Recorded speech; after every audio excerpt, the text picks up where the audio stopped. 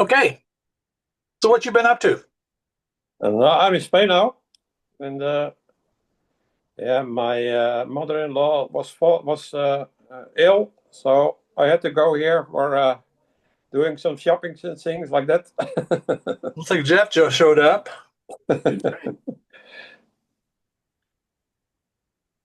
Jeff is coming. Yep, he's right there now. Can you hear me? Yeah, we can hear you. I can. The Three Musketeers are there. Yeah. We don't see you, Jeff. Oh, you don't see me. Yeah, now I see you. Oh, I now can you see do. you. Okay, You need to talk. When you don't talk, Now we you're don't gone see you. now. I'm gone now. That's Yeah, not on mine. Just your voice. let's see what's going on here. There's always something with Zoom. I think it's a miracle that the whole thing works with Oh, all the it stuff that. totally is. Okay, so what's going on with this camera? I'll figure this out as we talk. That will be that There you one. go. Yeah, Yeah, but that's not the one I want. I want this one. but now you're gone again. There. Now you can see me? Yep. Only we don't see Teddy any longer. Oh, really? Maybe it's my iPad because it's changing between when somebody is talking. Oh, that's right. Okay, so if I start talking, blah, blah, blah, blah, Yeah, did I pop up? I think I need to do something in here, but well, let's do it like this. No problem. Okay. It's actually interesting. So I'm in a lot of Zoom meetings, and over the past few years, over too many Zoom meetings.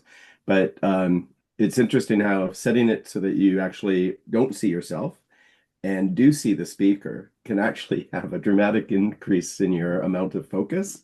Oh, yeah. Because seeing like the Hollywood squares and always Mhm. looking at yourself and just kind of saying, I don't like how I look. That can be somewhat disruptive in terms of your attention and such. So. Yeah, yeah, it's a distraction for sure. So last week we were talking about Ski's comments about AI and if it's too much or how it's all working out. And we were halfway through that last week. I've, I've seen your broadcast. Yeah, good. And I thought maybe we could continue that unless somebody's got a better idea. I've got a few other things to talk about. I think that's a good topic. One other thing I was going to suggest that we maybe, I mean, we started to do it, and maybe we should do it a little bit more clearly. Is like I've really enjoyed when we've actually been looking at some new pictures. Like we each have been showing some pictures and talking about them as well. So one of the things about weekly is it is kind of an opportunity to get critique from other folks, and Yeah. this seemed to be a nice, lively way to get a little bit of feedback from the two of you, from the three of us. Okay. Do you What have you any mean? particular Well, you You I'm want to mean not share? saying we have to do that right now. I think keep going with the AI questions. I think is a good idea, but we might want to think about that. But I've been noticing that we've been starting to look at images a little bit more, which I quite Yeah. like. But you mean that in connection with the AI or without? Or Wait, I mean, I think in the context of AI, we could talk about that. Well, I mean, I'll launch into that. There was a comment on one of my pictures this week where the bird cages one, and that who was it now? I'll just pull this up. Um, there was a comment that I could, in post, add a strip of area on the top by ski, which is a totally reasonable thing to do, and I've done that before. And the funny thing about that particular suggestion for this image was that when I originally shot it, like it was a really tricky place to shoot because the area was too tight get the full view of all of those objects. And so the first go I had at it, I ended up taking it over to Photoshop, increasing the size of the canvas and using a generative fill to kind of create a bit more of an edge. And it was okay, but I ended up I didn't like it in the end. So I ended up going back with a lens that could actually capture a little bit more. And I did it that way. And this is maybe a response to the conversation we're having right now about how much is too much AI or not too much Mhm. AI. And one of the things that I'm, like I can't say I'm not using generative AI to make small tweaks and improvements to an image that I've shot. And I think that that's fine. And we've talked about the boundaries of that. But I also like the idea of getting it right in the camera the first time or the second time or the third time. So, Yeah. the idea of go back and try again, because sometimes when you first take a shot or the first 10 shots, I don't know how many it might take, your vision of what you can actually, or the vision of what you're trying to achieve might actually evolve and get better. And so there have been many shots, but this is kind of a funny one because I took it from a original shot, did a bit of Gen AI, it completed the image in a way, but I knew that it wasn't quite right, and I could see some of the faults within it. And so actually a better solution wasn't just to keep playing around with the AI. For me, it was go back and shoot it again. Do it that Mhm. way. So Yeah, sometimes AI is a bit dangerous. You get a bit sloppy, yeah, Yep, you because get lazy. lazy and you can lazy. say, "Oh well, I shoot it, but I can change it later." Mhm. And well, this is not my way of photographing, but sometimes you make mistakes, so that's true as well. So In my opinion, that's the fun of photography. yeah, Yeah. Is getting better, working at it, trying to perfect it. Even if you never get perfect or great, but if you make this slow progress to improving things, that's all worth it. yeah, And if you're just going to say, I'm going to haphazardly shoot something and I can take care of it and post later on, I think that's.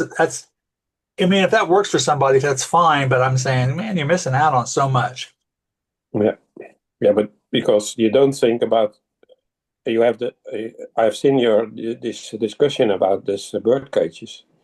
Uh, you don't think about what lens I need to use actually, because you make a mistake and then you think I can make it better, but you don't think more about you have a wrong lens, or you don't think more about was the light good, or what was the light at that circumstance, or Well, and Ski's right. I mean, like the other thing that, with a shot like this, like you can't quite see it, but there's a window that is right to the other side of it that is casting the light into the photo.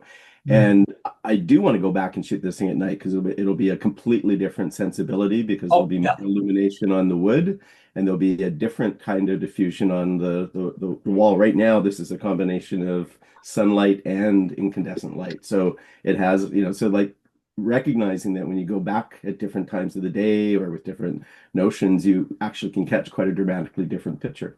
Yeah, yeah, you had a good point there. That's a great topic for a good subject for that type of thing. yeah. And the other thing is that when you think of doing it over again, then you go to look different at your photo as well, because Yeah.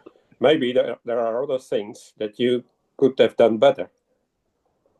And then you, in your mind, you make up your mind and think, well, if I do it like this, then maybe it's a better photo.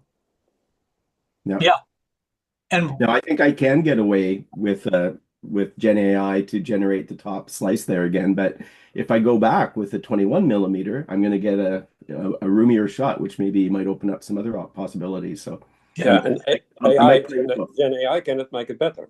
It can maybe it can when you make a fault, it can change it. It can make it repair it, but it cannot make it a better photo, I think. yeah. I will frequently add negative space. Well, maybe like Mhm. 1 out of 3 times to a lot of my photos, like a flower photo. Sometimes but the negative space was dark green or something like that, a little bit more dark green to the right or whatever like that, just to add some balance to it. I guess technically that's cheating, but it's not really like you're enhancing the reality of what I saw. Mhm. So again, somebody will argue, no, no, you can't do that. But I think in your case, you could easily add, I mean, just so the top uh, bird cage isn't touching the very edge, I guess. And you could also clone out that conduit maybe. I But I thought mean, of they got that so much too. possibility there. Yeah, and again, it's one of these funny things where, I thought of cloning out that particular electrical conduit, but then it added a shape and it actually contextualized, some of the components here contextualize it Oh, for me in terms of the shot, or it is what it was. well, it is in line with the rest of the lines that add perspective, that create the, perspective lines. Yeah. So I don't think there's a right or wrong here so much as, it's just good to be thinking about, well, what are you trying to do? And, maybe sometimes too much is when you start realizing that you're reconstructing an image and you're kind of being drawn into that in a way that takes you pretty far from where you started. And that might be good because the image maybe needs that. But in this case, that even that little fix didn't sit right with me. And then I had, another good solution for these things is to go back or to try again, take another shot, look for Yep. another opportunity. Now, depends as well on your what you want to do with the photo. So if you go there and you have in mind what you want to do with it, and it's totally, for example, you want a girl in a studio and then a background with landscape, then it's different. It's a different thing what you have in mind. Yeah. Yeah, generally, I just started getting a ballpark of, you hear about pre-visualization and stuff like that, which is great. But by the time I get there, there's so much new information applied with the light and how I feel, what mood I'm in, and things like that, to where I'll usually improvise. If I try to force myself, hey, Hi, Cap, how are you guys? great, how you doing? Good, good. Very nice to see you. You guys too. Sorry, I've been absent. New eyes, new knees, lots of stuff going on. Yeah. Let's see, you got a haircut too. I did. I decided to do that too. So it's a whole new me. Yeah. Shooting this morning real quick. But anyway, I'm sorry to interrupt. Oh, not at all. No, yeah, it's great to see you. We were talking about AI and some of the discussions we've had, like what the ski prompted, Mhm. in the discussion group, the chatterbox, and Jeff was showing I'm gonna just go ahead and pull up his image here. Oh, and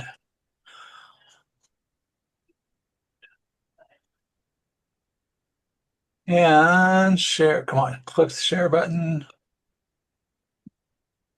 Now, can you see the Flickr page with Jeff's image with the Yeah. bird images? Okay, that's what we were talking about.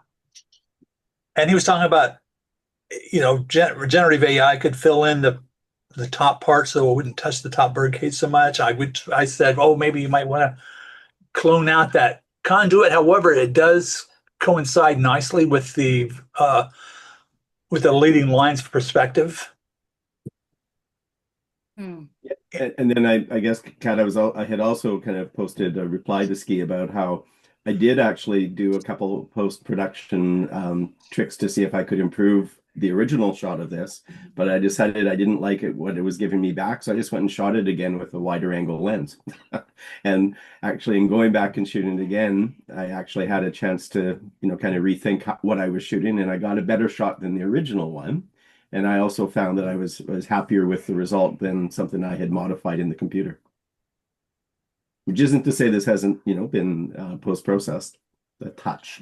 Well, I think that's a target-rich environment there too. It is a You could target-rich use environment. long lenses or whatever and just get under each one of those bird cages and see what it looks like. And holy cow, you could probably get all kinds of cool shots. This Also, is the entryway of a restaurant, a really good Vietnamese restaurant. And oh yeah, Yeah. you ought to send him some pictures if you do that. Get a good one. I will. Yeah. Yeah. But No. nice photo, yeah. Oh.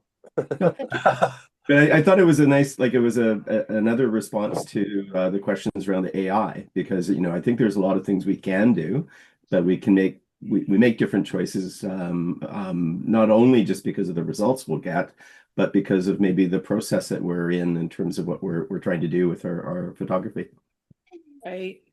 Right. We struggled with this. Well, as moderators, we struggled with this. We talked about it offline, Ski, Stitch, Hello for, we had a couple of conversations about it.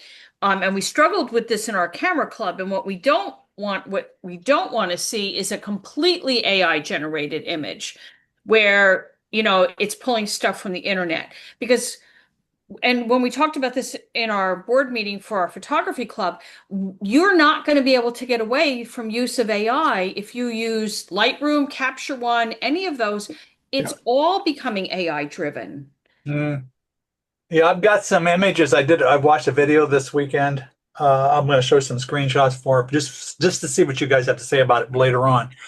But yeah, there's all kinds of buzz at my kind of club too about AI. I mean, there's some of the photographers there do a lot of composites in general, like they make Yes. Christmas card type stuff, or they'll change put a Salvador Dali music of the whole of an acoustic guitar on somebody's stomach or something like that type of stuff. And I think that's perfectly legitimate as a way of art. But I think that they're probably very pleased that AI is going to help them do that stuff much easier. But it takes away a bit of your creativity, yeah? Yeah, I think so. Well, that's what I would like to, in fact, why don't we just do that right now? Before we go further with this image with the bird cages, I have to point out this would be a great stereo photo. Yeah, yeah. Especially if you could get enough separation. You'd have to lie on the floor, I think, to get it quite right. Yeah, Because, you probably would. But and this is what I always tell people this, maybe I've beaten a dead dog or something like that, but if you close one eye and look at this, you should get a quasi-stereoscopic view. And because there are depth cues, like the perspective lines of perspective, and you can sort of get it with one eye. well, and that is one thing that's really nice about wide-angle lenses generally. If you're shooting fairly wide open, according to the light, you get so much more opportunity to play with layers and depth clues, as you mentioned. Mm-hmm. And an image like this has just got them built in because of the different layers of lights and where their edges are. And I'm shooting from right underneath. Yeah. Right. It might be fun to get up on a stepladder and stick your head and camera inside of one of those cages and shoot outside of it or something. But that's probably around when the manager would kick me out of the Right. because I mean that's the Right. other thing with a lot of this kind of shooting. Like it's not like you can dwell and just kind of set up a tribe. Like you're walking through and there's people in front and behind, and you got to time it right. Yeah, I guess you'd have to, if you got with the manager after hours and said, "Hey, I want to take these pictures," and you were got friendly with them, they say, "Sure, come on in," type of thing. But yeah, it's worth pursuing. And maybe Yeah. I'll get a discount on my FOP. So I am going to stop sharing and start a different screen up here, and we will talk more about. We'll go with this entire screen. Yes. Share. We should see that. I'm going to get my. Here we go. Is that a Rembrandt?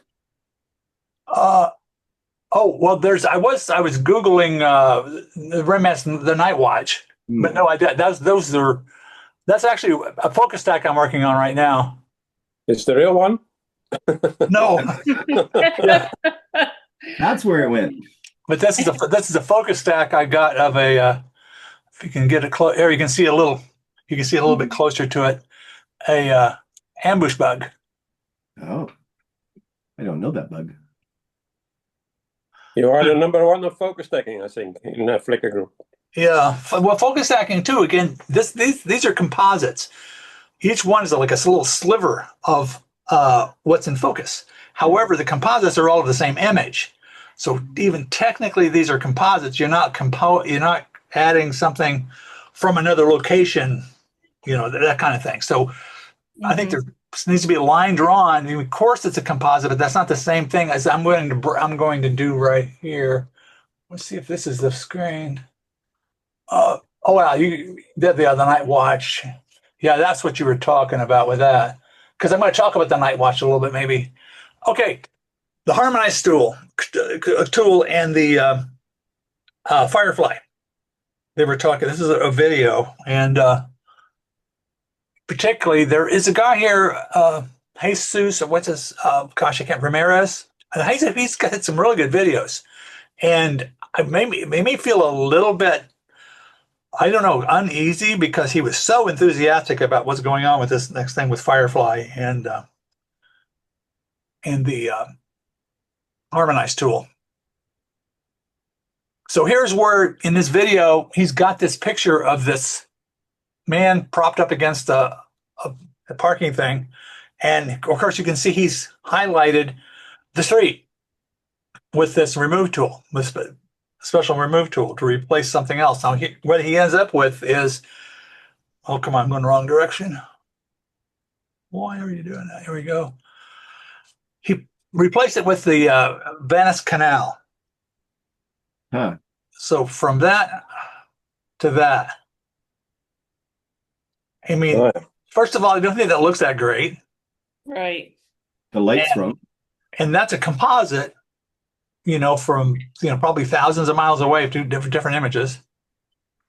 So, and I think if that's their thing, if that's how they get a kick out of doing their photography, I'd say knock themselves out. But to me, why would you do that? What's the fun in it?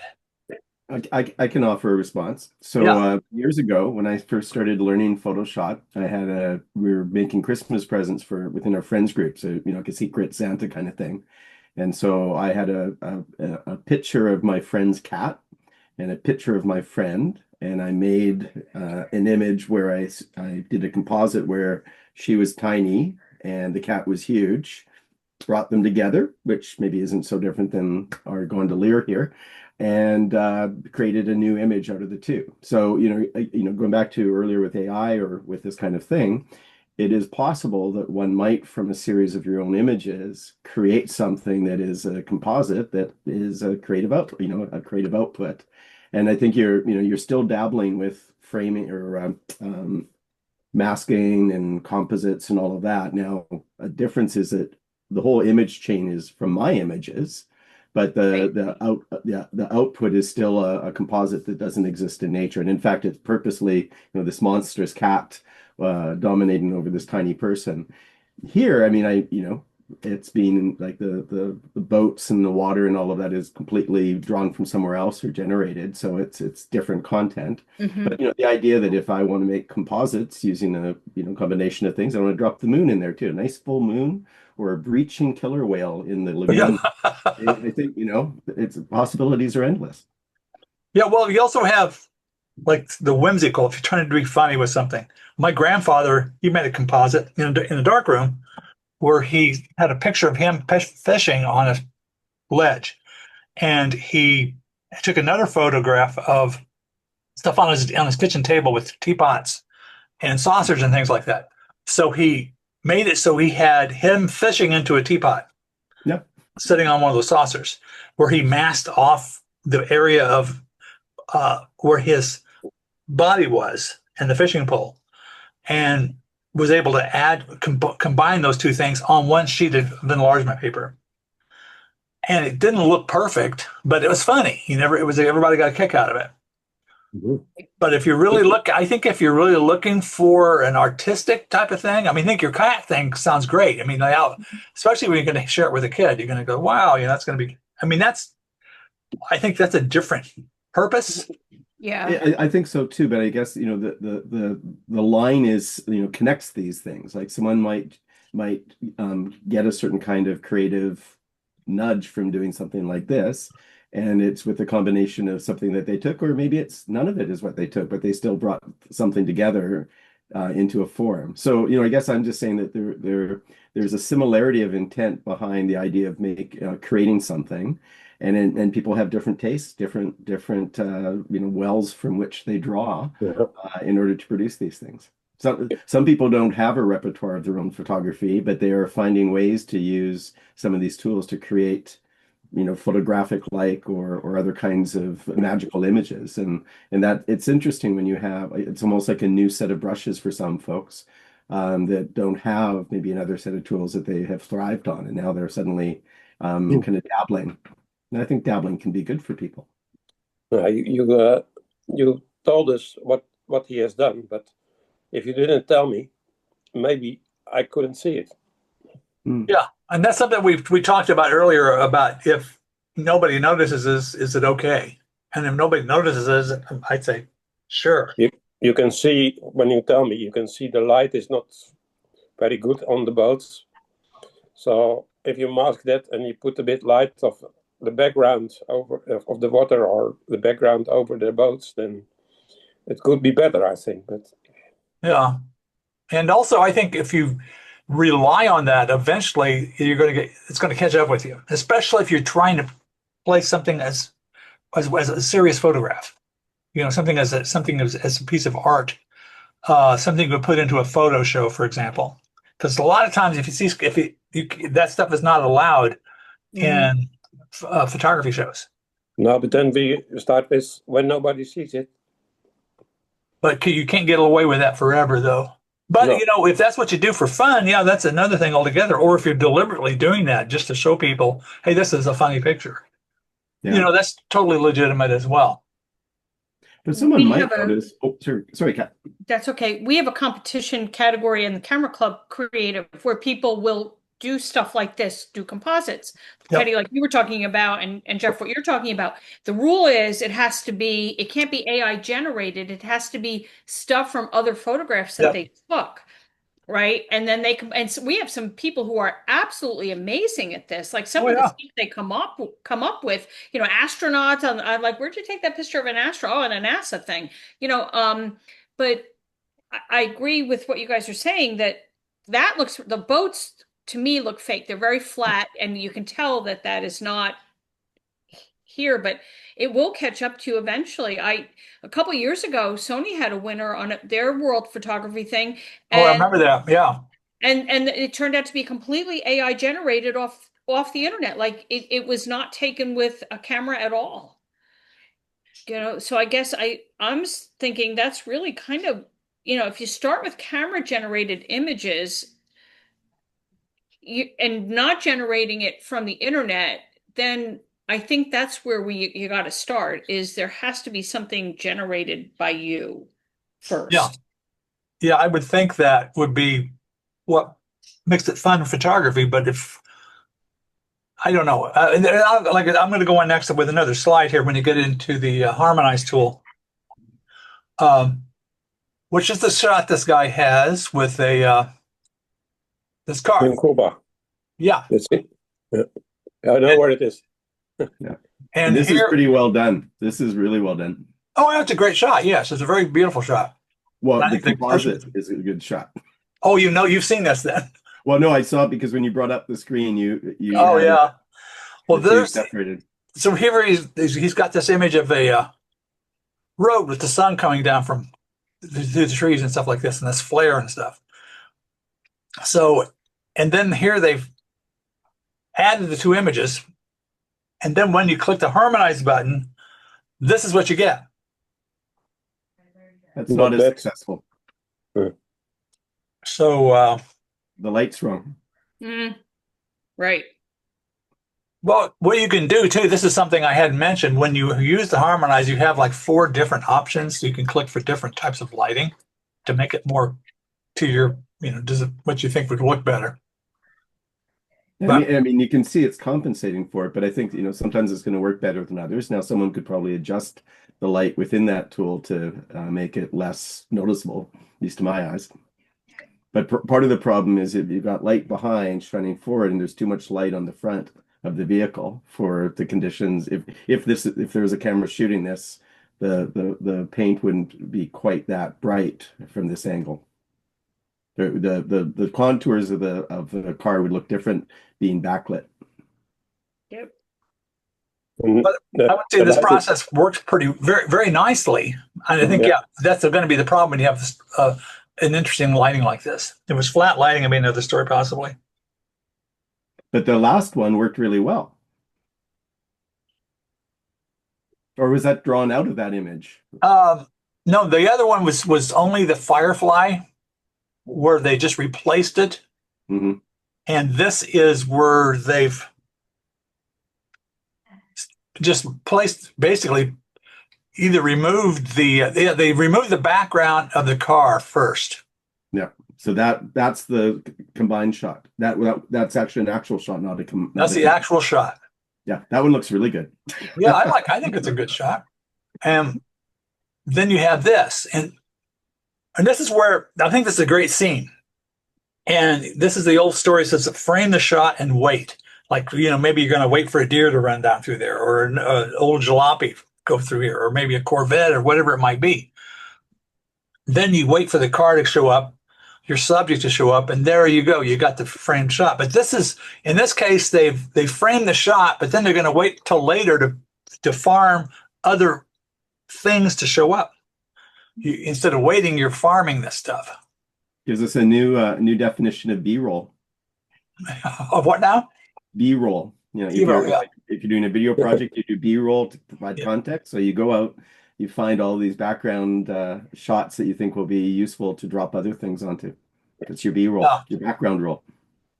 Yeah, actually, you are doing this because you cannot wait to have the to find a car like this on that road. Yeah, because that can take a few days. But you could conceivably do that with street photography.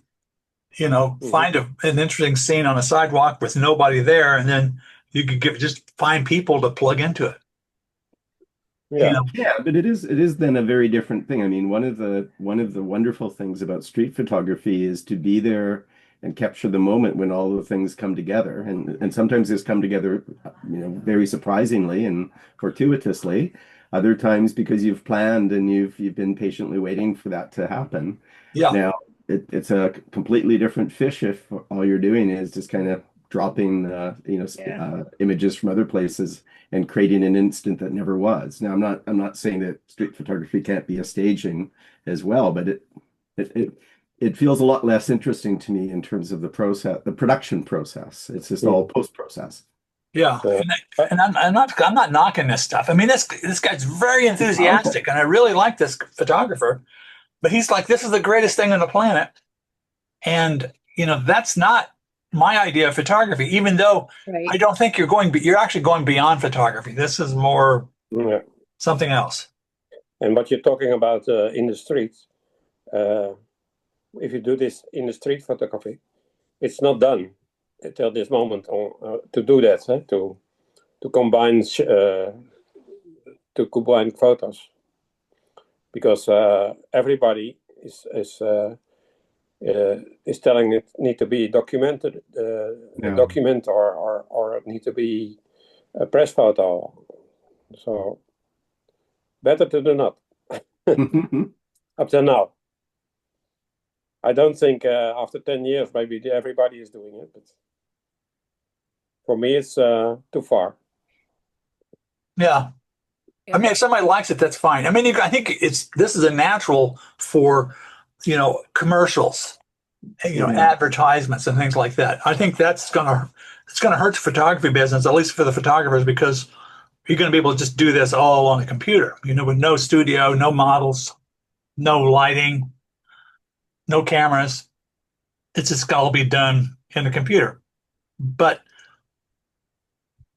that's not the real what world. you do. It's not what we do. I mean, it's photographers.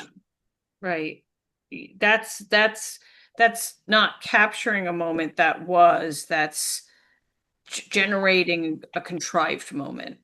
Yeah. You know, like some of the stuff that I wish I shot more street photography, like Sean, some of the stuff that you've shot recently that woman in the hat, that was a gorgeous photograph. Yeah. You know, and I can't imagine that you could have recreated that using this kind of stuff. You had to be there in that moment to get that photograph. Yeah, it was just 2 seconds and she was gone. Yeah. Right. And it was a moment in time, you know. And I would argue that if everybody stopped using cameras, but they said, okay, now we can just generate all this stuff with AI, nothing new will ever really happen. There'll be no real surprises. We'll be at a dead end of image creation.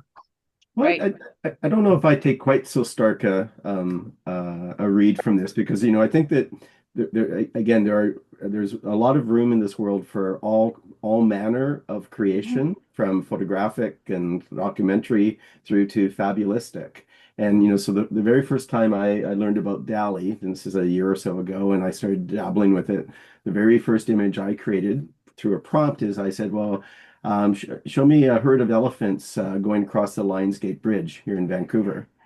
And so whoop, there it was. And it was completely silly. It wasn't really good, but it wasn't really bad either. And it was whimsical. And I went, that was kind of fun.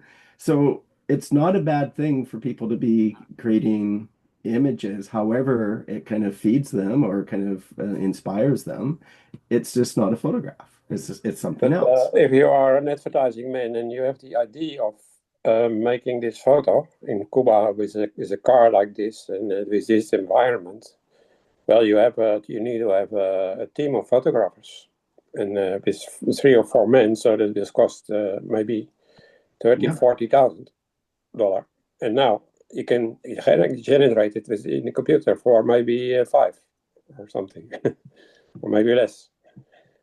So it's whatever cycles, whatever compute cycles it needed. It's calculating as well. Well, I agree with you, Jeff, that that there is room for all that. But my fear is, though, that for regular photographies will dwindle to where the only thing anybody is really interested in is stuff that comes out from the computer. Now, I also believe that I think there will be, and I don't really think there's any artificial intelligence involved in any of that. That's just a marketing term right now, because when artificial intelligence really kicks in, we're going to be very, very surprised at what happens. And I think when you really want to get artificially intelligent photography, you got to have a robot going around with a camera, maybe a camera head or on a drone or something like that, where it has to make the decisions about what the lighting is, where the angles are, where they're going to show, what time of day they're going to show up, what time of the year they're going to show up. Are they going to go low? Are they going to go high? They're going to make all the, and I think that would be possible for algorithms to do that. Yeah. And then you'll have genuine photographs. Yeah. And probably straight out of the camera too. Mm. They're going to be like perfect.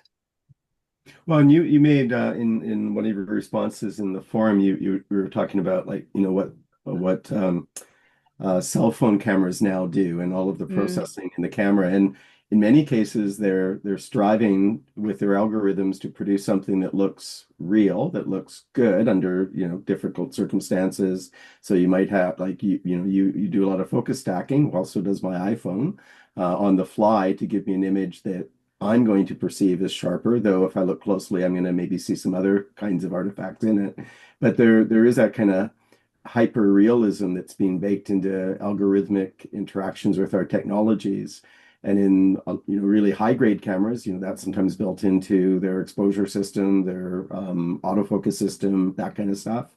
In cell phones, it's kind of baked into the application and into the processing in terms of the kind of output file that is, again, a composite just by default if it's a darker situation.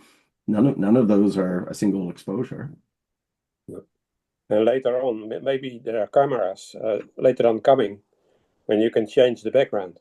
Yeah. And well, we were talking about Lytro earlier, where Yeah. they basically allow me to have variance in terms of the depth of field after I've taken the shot. I can look at the file and I can still adjust it, to change what it's going to look like. So we now are taking pictures with LiDAR images sometimes, or data overlaying with a whole set of images, but there's only one that we see. Yeah, I think that's great what the phones are doing. I mean, my wife and I had a cookout last night in her backyard, in her patio. There was a half moon out above our patio umbrella, and she was there going through her email or something like that. The phone was glowing on her face, and I got this shot of her at night. It was like, it's unbelievable. You wouldn't do that with a regular camera. I love that photo, but I don't have a problem with that. But that's nothing. If I were to blow that up, you would start seeing problems with it. Mm-hmm. But I do very much appreciate that photo, and I think they should keep it up. Keep up the good work with that stuff. But even if you have a good photo, sometimes you tell yourself, if it was like this, it would be better. Yeah. And then you can ask maybe AI in your camera to do it later on. Yeah. Or maybe you can make a second pictures and then bring them together. Yeah. And there used to be the definition of post photography as something that was done to a photograph after it was made, where you would add, something decorative on it to make it look like it was somebody put a coffee mug over it with a ring on it or something like that. But they've sort of changed the term post photography to mean, with all the billions of people shooting cell phone photos, those people aren't really photographers. They're just capturing moments, which is fine. There's nothing wrong with that. But there's no photographic process with it. I mean, you can be a good photographer using a cell phone, but for the average person, there's no photographer really involved. They're just pointing the camera and shooting. So it kind of takes us back to these days. Yes. Right, but Full cycle. nowadays We're back to the brownies. there are photographers who think of making a photo, one part in the studio, one part in the landscape, and the sun in the background you never have seen. So these three are not coming together often, and therefore they make it by themselves with 3 photos. Well, for me, I like to stay because I really like cameras, and I fell in love as a child with darkroom and how that works. And to me, but I do love Photoshop because one thing was what was always kind of a bottleneck was film. There was always a problem with film because it wasn't fast enough. Didn't have that much detail and stuff like that. And then when Photoshop came, when digital photography, especially when it broke the 20 megapixel barrier of image sizes, oh man, film was dead as far as I was concerned. But still, the camera and how the light works and how the way you can capture it at the scene, and what the fun of that, actually doing that, and Right. all of a sudden it clicks. All of a sudden, it's just like this magical moment. Even the ones that don't work out, it's still a magical moment when that happens. Almost had it. Yeah.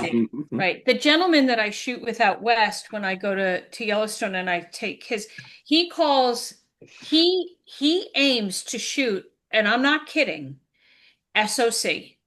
Like, he is so good at it. And he has this method of shooting where you meter and that. And I've shot with him on numerous occasions and taken his classes. And I do, when I go through my stuff now, I get rid of 90% of it, because what I shoot, because there's stuff that I shoot that's when, I've gotten comments, oh, there's a lot of no, I do very little post-processing. I maybe saturate a little bit, lift some shadows if I don't have it quite right, but I don't spend a lot of time in there. And, it's because Chris has taught everybody to shoot that he teaches to shoot this way. And it's all about where you meter it. And it's, in the camera. And, he's got some, like when we were out in Yellowstone and I had a lot of those animals done in black and white, it was because of we shot in camera in black and white, which I never do. But out there, because of the weather conditions, that's how we shot. And, and I didn't have to, and especially wildlife photography, we're not allowed to, if we compete with those, we can't add things. You can sharpen a little bit, you can do, but the Photographic Society of America rules are so strict on a lot of that stuff and the AI stuff, like photojournalism and all that, that you just have to shoot a certain way. And when Chris talks about this, there are people that love sitting in front. I mean, I do enjoy processing. It's relaxing. I like to do it, but I don't want to spend 5 hours doing it. You know what I mean? I kind of agree with Chris. Chris is like, go bake bread, have dinner with your wife, do that. Don't be spending a lot of time in Lightroom and Photoshop and whatever processing thing you do. So that's kind of the method that he teaches. Like, he's like, it doesn't matter where your focus is, as long as you meter on the brightest spot when you frame it, the brightest spot there, that's where you meter in the camera, and the camera will take care of the rest. And he's fantastic. Absolutely right. Absolutely. And I mean, this idea of getting, if you make your choices right at the time you take the exposure and you figure out how you get towards a better appreciation of what that means, both for exposure, for composition, for even how you see what you point your camera at, you're going to end up with, I think, better results. You can fix things, you can recrop and all the rest of it. I'm always happier with an image when it's basically, when it's what I took the exposure of more than anything else. And especially in terms of I prefer photos where I'm not cropping in. If I'm using a 28 millimeter lens and I figure out how to fill that, that's awesome. If I'm having to crop all over the place, I go, well, I'm standing too far away, or I wasn't in the right place. So But yeah, that's really good advice. That's fantastic that Right. you're aspiring to that. Right. It's kind of because I'm more, you guys have all been shooting for a long time. I have not, so for me, the progression has been, 10 years about, and a lot of camera changes and stuff. So, the stuff that you got, the focus stacking and all that, I just admire all of you, those of you that can, like what Craig Lochelle does with those bugs in Australia Mm. blows me away. It just, I don't even know how he handholds that. Well, he doesn't mostly. He doesn't? I thought he Well, did. because it depends, because he sometimes is focus stacking, though I do Oh, remember him talking about a couple of focus stacks he did by hand. So I think he does a combination depending on how teeny tiny the little ferocious bug is that he's filming. Well, one thing about focus stacking is when you talk about time spent processing, with focus stacking, you spend a lot of time editing out artifacts. There's little things along the edges and stuff like that right. that's come into it. It's not like that wasn't part of the scene. That's the result of focus breathing and things like that. These little halos and things along the edges. Yeah. So you spend a lot of time with that. If it weren't for that, but you're back in the. I was a big fan of Ansel Adams and the Zone system, and in the 1970s, I had my darkroom, and I was trying to do the Zone system using roll film. Of course, Adams used one sheet of film at a time. I would bulk Sorry, load. didn't quite catch that. Could Come you on. please say that again? All right, Siri, shut up. But I just bulk load short rolls of film and treat it as just one image. But I would shoot 3 or 4 images or 8 images maybe. But you would meter on with a spot meter on the shadows, meter on the highlights, and figure out where you're going to go with that. And then you would process it, push or pull the processing accordingly to expand or to compress the dynamic range. So, and that was fun and it did work, but it didn't really make that big of a difference with roll film. I think it probably does a lot more when you have big sheet film. Mm. But it was a great thing. It was a great training process to do that. So in the film, doesn't have much latitude. Like for example, particularly with slides, transparencies, you either get a good shot or you don't. So if you've ever shot slides, you're going through them and you're just like, oh, I got through that one. I mean, it's either you're not going to recover an underexposed or overexposed slide. It has to be just right. So that's the real straight out of the camera process is to use slides. But you're right. What he was talking about, and see, there's many ways you could go about that. There's more than one way to skin a cat. You're talking about metering on the bright spot of the scene. If you're consistent with what you do, and then you start to do this process, and you have good results, it's kind of like an anchor that you can always rely on. Yeah. Right. But you need to have some type of little trick or whatever it is to make it all work, just to remind you how that happens. I mean, a really good habit, for folks who haven't done a lot with exposure is to take an exposure and look at the histogram before you go on to take about 6 more, because then you can actually either through your metering, whether or not you're using a histogram, but if you have an appreciation of what the light actually is, and then you make a setting for that, it's far better than just firing away and then discovering afterwards, Right. what you didn't think about in terms And of you have photographers who don't check. yeah, or they don't understand the relationship of the histogram in terms Right. of digital. So you have some people who don't check, but I like to check because when you check, you are more sure. You can better check one more and start again than have a wrong photo. Mm-hmm. With the days of digital film and high density sensors and things, you're better off to expose a little bit underexposed than the other way around. Yeah, Because you can recover more details in the highlights than you will on overexposed. You get more details in the shadows than you'll ever get out of overexposed highlights. but one thing that is interesting, I do think that there's a continuing future for film and digital. And, while digital is now like, in terms of resolution and latitude and such is advancing quite far, I really appreciate the people who still find that they are trying to control the nature of the the film that how it images. So I remember once a few months ago, Wolfman put in an image, and he knows how to push it, and he knows the kind of effect, a certain kind of push with a certain kind of film stock, what the resulting image will look like. And when you start seeing people choosing different film stock, different ISO values, and then treating them in a particular way, there's a lot of knowledge embedded in terms of how they can push that particular kind of medium for the effect they want.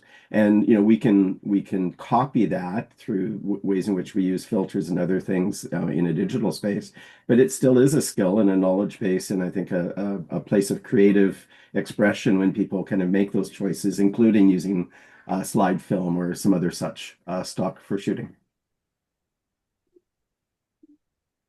Oh, yeah, and you were talking about with, and I was getting into the discussion about where my note. Okay, yeah. Here's one of the things I was going to ask anybody about when you brought up films is what are the good reasons for using film? What I just said. I mean,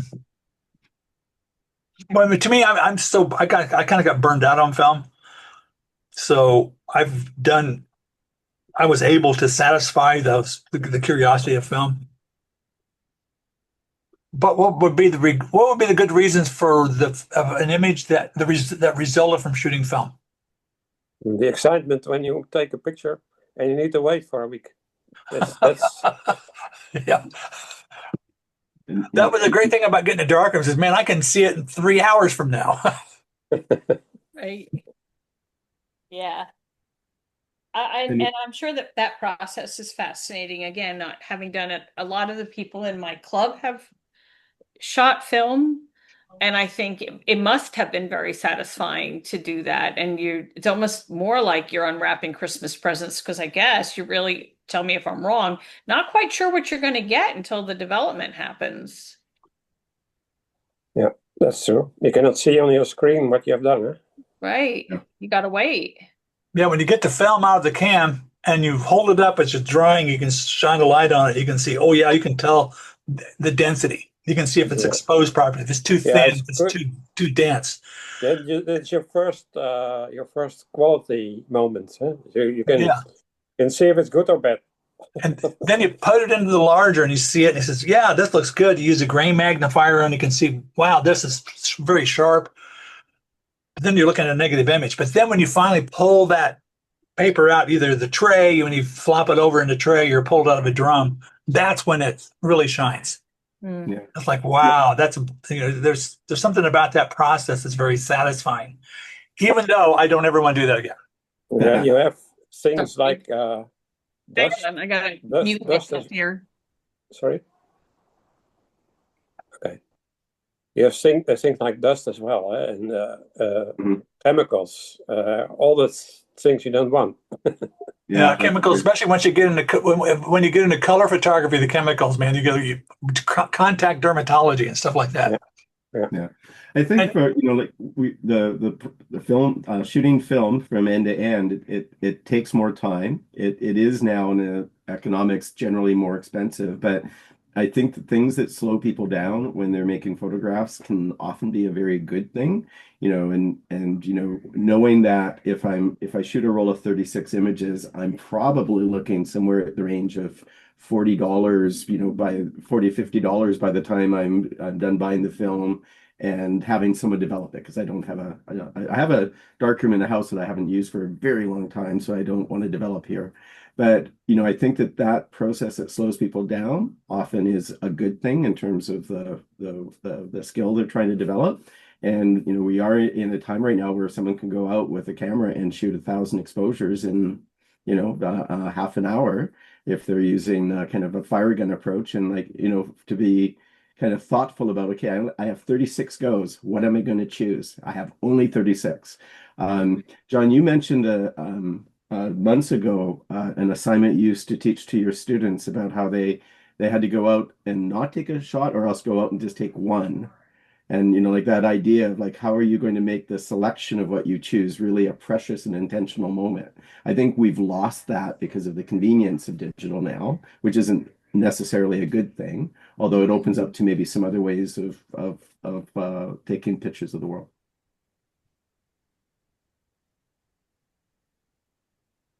I don't disagree with that. I even shooting, and I've only ever shot mirrorless. I never shot a DSLR. I've shot Sony straight through. It's always been mirrorless. But in the beginning, I just shot everything and I didn't think about it. And now when I go out, I'm much more intentional in what I shoot. I look for certain things that I want to shoot, and I may go out one day and shoot, I don't know, less than 50 images, if I just nothing strikes my fancy, but it's that more mindfulness in what I want to present and what's important because you're still using the camera's resources, all of these things have a shelf life. And I'm like, I could just rip off 2,000 shots. I got a camera that shoots 30 frames a second. So basically I could just, poke and hope and shoot and spray, and I'm not going to do that. I want to, walk through and move and see where the light's catching and that, and be much more mindful of what it is I want to capture. I've not heard poke and hope. I've heard spray and pray, but I like this new one, poke and hope. Poke and hope, right? Just poke that camera in there and hope you get something. And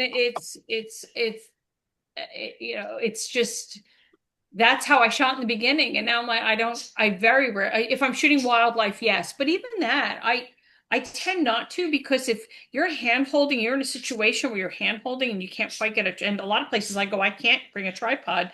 You put that camera on high speed, I have that thing firing away. I could shake. Yeah. So, I've kind of gone away from that. Yeah, it's easy to say, but you have to think before you shoot. So you make your plan and then you shoot. But I say this in the same time that I sometimes in the street I make 10 shots of a situation, because I think maybe there's one of the 10 is a little bit better than the other one, and therefore I do it.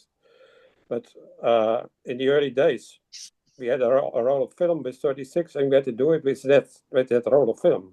We have to think, what situations are we going to do with a model? So we have 6 situations and 6 shots of that, and that's it. So that was one evening shooting, because we had a plan of 6 shots and 6 situations, and then after that you can see and make your choice. And I think it's maybe better than come back with 1,000 shots. Right. Yeah. I've had a good photographic 2 or 3 days in terms of just lots of different places. I've been going out in the city, and it's a long weekend here in Vancouver, so there's a lot of festivals. It's a Pride weekend, so there's huge parades and other things going on. So it's a lovely time to just be out with the camera. But the other piece of this that I kind of find is like if I'm shooting pictures of static things like a landscape or flowers or that, I will often do many exposures of something to get it right. But what I really like about shooting out when I'm walking in the streets is that I kind of think I've got one shot at it. And, because I'm walking through. And so as I'm approaching a scene, I'm looking for what I see that is going to catch my eye. But I rarely find myself, like when I'm in that mode, I rarely find myself in a situation where I can do many shots. I can sometimes approach from different things. I'm more of I guess I walk through more than I find a spot and then have things walk to me. Though I sometimes do that, but I find it really kind of challenging and exciting just to be like, you're walking through a crowd and you look for the shots, and that even when I don't have a camera, I try to walk around looking for the shots I would have if I had a camera. See while you're driving. It changes my readiness to kind of see an image or I don't know how it's with you, Jeff, but with me it's like that. I walk through a scene, and then maybe 10 minutes I see nothing, and then in 1 minute I see something. Yeah, exactly. And then if it's something, I think, well, here I have to study more. And then most of the time there's happening something. Sometimes I have to wait, but it's a feeling that is the place where I have to be. Yeah. Well, and But having the patience to observe and kind of wait for things too can be really interesting. sometimes it's only a background. I see only the background of something, and then I think, well, I have to manage it a bit, go another corner, and then wait for another man or a woman who is going by, or well, it's just a thing that I see, and that's triggering me. Yeah. I think what some of the stuff you guys are talking about though is great. I mean, it's exactly right. That's how you do things. But and there's a Pablo Picasso quote. It says, let's see, inspiration exists. It just has to find you while you're working. So in your case, when you're walking along looking for these photos, eventually inspiration is going to jump out at you or tap you on the shoulder. Or even if I'm taking pictures of flowers with a tripod, there'd be a little bug there on the side. And I say, holy cow, he's just posing perfectly, you know. So Yeah. you just have, but you have to be doing it. You have to be actually in the process. You can't sit there in front of your TV and say, yeah, one of these days I'm going to go out there because this is how I'm going to do it. You have to be out there and go out there and do it. Yeah.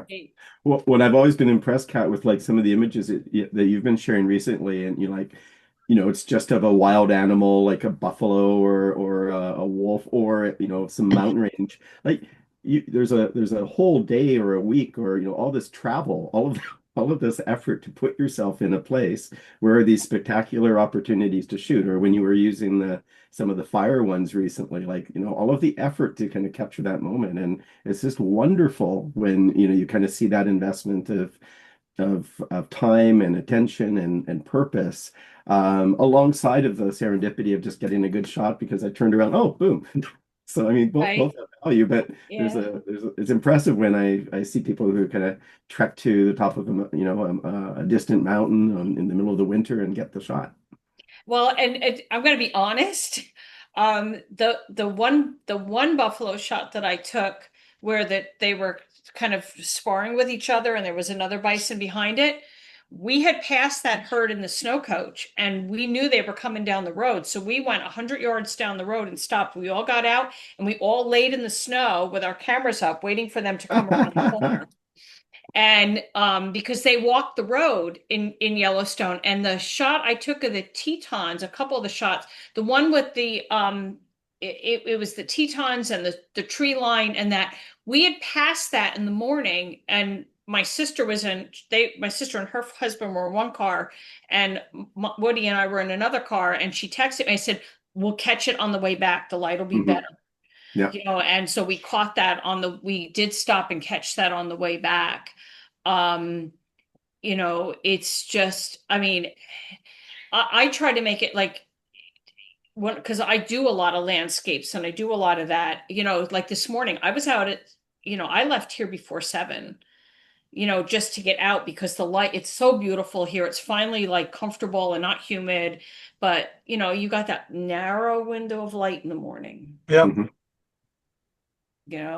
And the fire stuff is cool. I'm doing another class with that photography group in September, another fire spinning class. That was a lot of fun. Is that like with like a piece of steel wool on fire? Yes. Yep. Yeah. And they put it in a container and then they spin it. The one where it was the ribbons of light with the guy in there, that was light painting. So he had a very long, like probably 4 foot long LED with all those colors. And so the one guy was standing there, and the other guy came around behind him and kind of just undulated it. And that's how that effect happened. But the fire spinning that's the first time I've ever done that. And that was a hoot. And then the other thing I'm doing coming up, I'm going to be gone. I got a week and a half at home. We're going back out to Yellowstone. We're doing an astrophotography class out there Oh, because cool. there's no light pollution. Yeah. So, and the Milky Way you can see in Wyoming, in the I'm sure you see it too, Jeff, where you are. It's much more visible out there this time of year. So we're going to be doing that. I'm so excited about that. I'm in Bortle 6 skies here, which means that not so much Milky Way, more just bright objects. I have to go north in the mountains to see real dark skies. Yeah, I get the moon and Venus. That's all I get. What I find if I go places like that, with cruises or wherever with a big photography thing, that really recharges your batteries after the fact. Mm. It really makes you feel like you're really on to something. I don't know. It just makes you feel better about what you do. I guess part of the theme here that I guess is worth thinking about is, so it's one thing about the photography, taking pictures and everything, but I guess I really enjoy a style of photography that is me just out in the world. And the effort you make to go out in your community, wherever it is that you're going out to shoot. If that becomes a habit, I think that really feeds both, well, the things you're doing with friends and family, but also the kind, where you go out to seek your images. So that for me at least is a huge driver of things. I did learn an important life lesson yesterday. So I've told you in previous sessions that I've been hopping on these little Lime scooters and jumping to different neighborhoods and taking shots and that. So a couple of times I've done that, and I just have my camera loose on my body. Yesterday, I was on such a scooter and I wiped out. I ended up kind of turning as I was going slow and hitting a pothole and just went like that.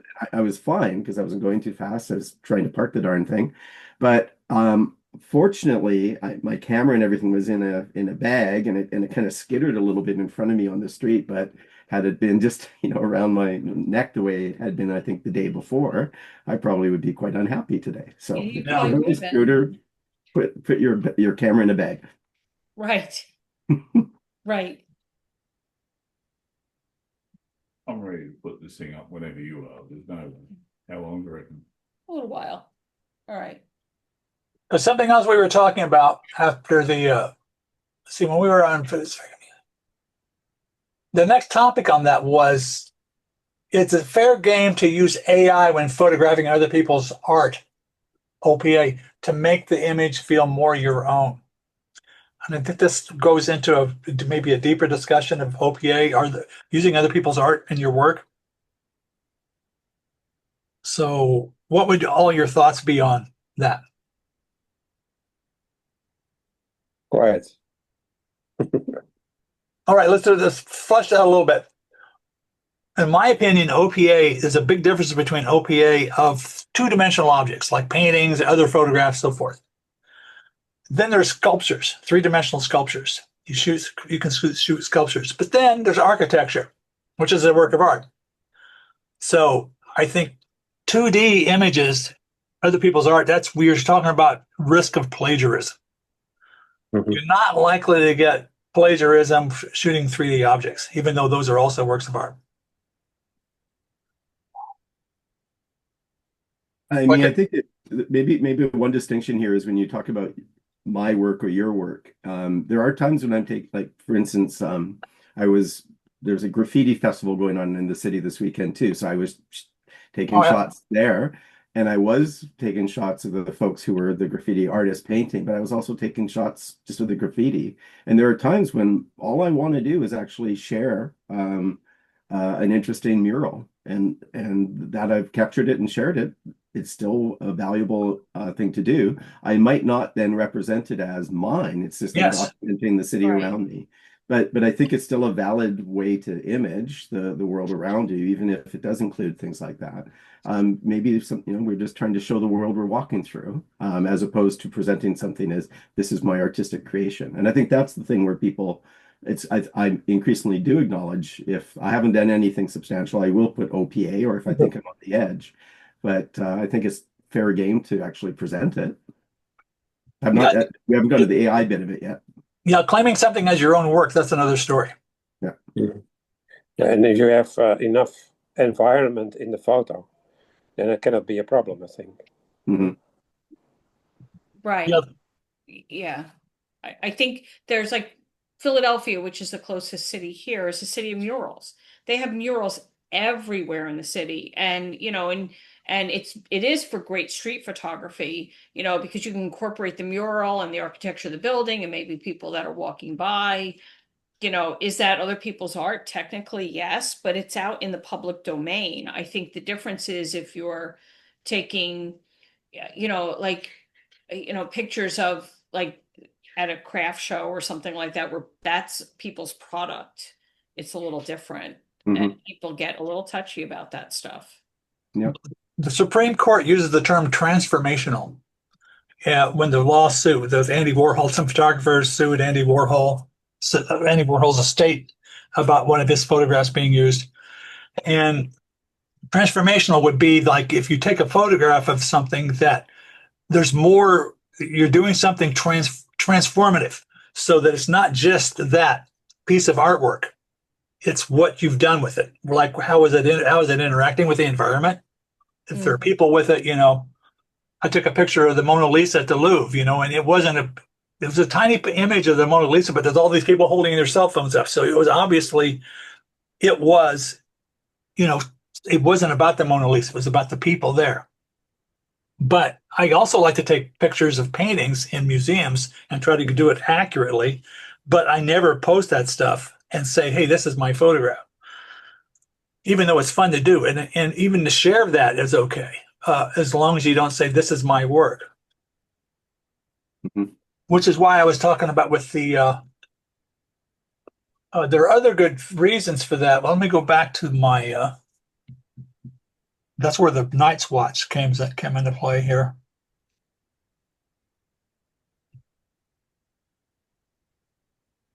And I will share this. Come on, Zoom, where'd you go?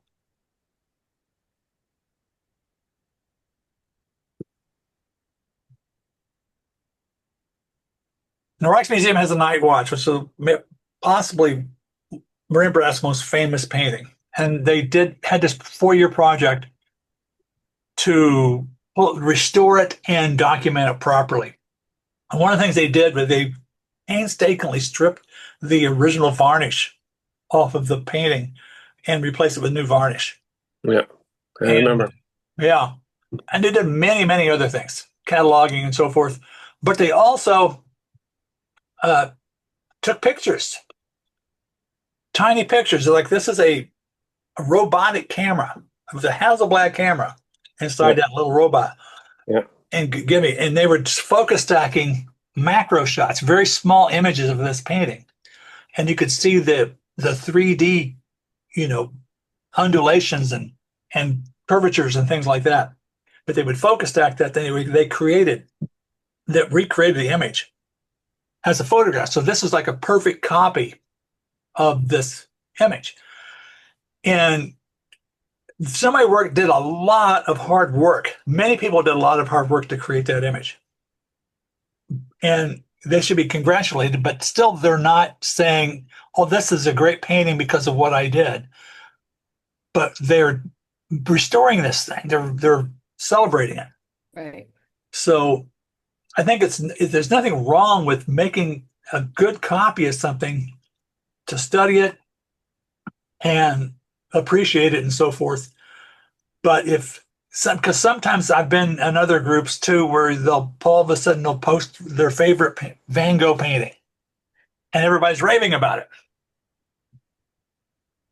For whatever reason, my AirPlay thing is kicked on.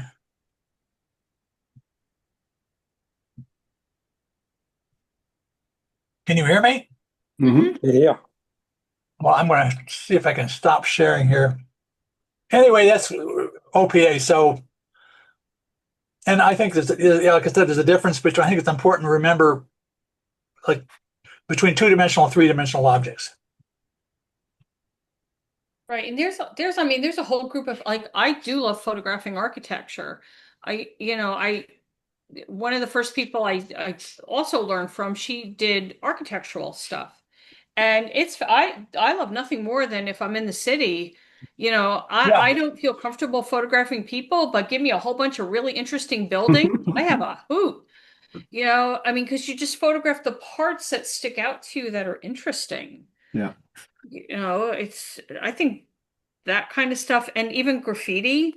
There was a place in Philly called Graffiti Pier. It was an Mhm. old Conrail thing, and Yeah, we I went remember there. the images you shared. Yeah, and unfortunately, we're not allowed in there anymore.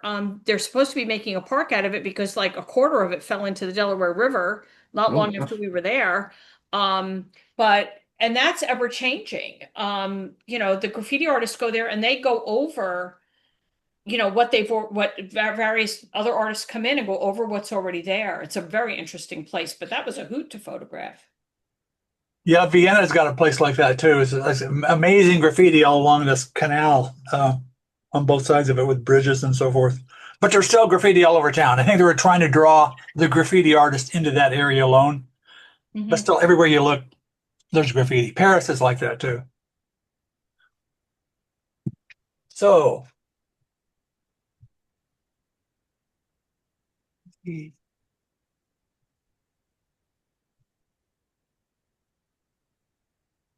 is it fair game to use? Okay, here's another question that Ski proposed. If people respond emotionally to an AI assisted image only to later feel duped, does that reaction say more about us as viewers than us about the image themselves?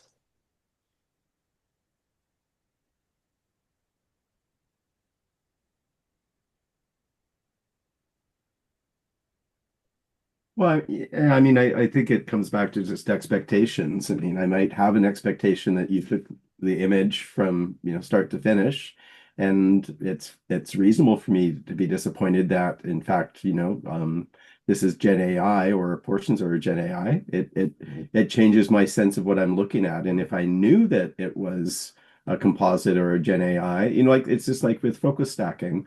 Sometimes you might actually acknowledge in how you tag it or name it that there's a stack here. In other cases, you don't. I think both are fine. But at this moment, when we're seeing such a shift in, I think, a fair bit of nervousness as well as moral panic around what the presence of Gen AI is doing to a lot of different knowledge production or artistic production kind of sectors, people have a lot of emotions tied up in what's going on right now. So it's a fair response to say, well, the person you added here isn't real, and therefore I don't value it at the same level as a photograph. But it's also possible that it won't bother me at all, depending on the nature of the subject and how it's been represented. Well, I think it could be too. You had the whole deep fake thing going on. So maybe somebody would get fooled by saying a political figure made this outlandish statement, and a lot of people got sucked into it. And then then they realize, oh my gosh, I was wrong. I criticized this guy unfairly or something like that. So there's that risk. I think that's one end of the spectrum. It's possible, yeah. Yeah. I think there's a lot of companies. The company that I work for, it's a insurance company, and they're providing us with AI tools better, for better writing things or summarizing I work in the claims department, large medical records, that kind of stuff. And they have our summer interns working on, how AI, because everybody wants to use this tool, not just like in things like this, like we're talking about recreational stuff. Everybody wants this tool to move forward and to do things better. But, there's also, and this is just something that me personally with AI, I do make use of the tools at times at work. I think it's going to be inevitable that it's going to be insidious in every part of our lives. But the bigger problem that we have is the environmental issue with this, Mhm. is that, my sister lives in Loudoun County, Virginia, and they have so many data centers there that people are experiencing brownouts in the summer because the electrical grid here in the United States cannot function with the amount of AI. And one of the guys that works with my husband and used to work with my husband got a job at a data center. His company has a data center down in Texas. The amount of power for the AI isn't to generate the AI, it's to cool the processors. And Yep. the air conditioning went in this thing and all the processors got screwed. And we just have not, it's kind of one of those things I think about Jurassic Park all the time. Jeff Goldblum's character said, we can, but should we? And it's like we have all these ethical at this level on photography, but think about the bigger impact of what this is going to do, not just in recreational stuff, but environmentally, jobs. Like we're just rushing headlong into something that we don't fully understand. Yeah. And not for the first time. We're playing with fire. I mean, fire can be a good thing, but it can be horrible. Right. I think for medical purposes and stuff, it's probably really great. But unless they fix and I have an electric car, unless they fix the power grid, we're You know, and I don't know, like in other parts of the world, you know, John, where you live and where you live, Jeff. I mean, do you guys have the same concerns about this? Just getting away from photography a little bit, because even doing the AI that we're doing in the photography sense is still generating power somewhere that's astronomical to do these things. Mhm. Well, that sounds like an open invitation for somebody to invent something better. Some billionaire be made. This is how we can cool this stuff, or you no longer have to cool them, or whatever.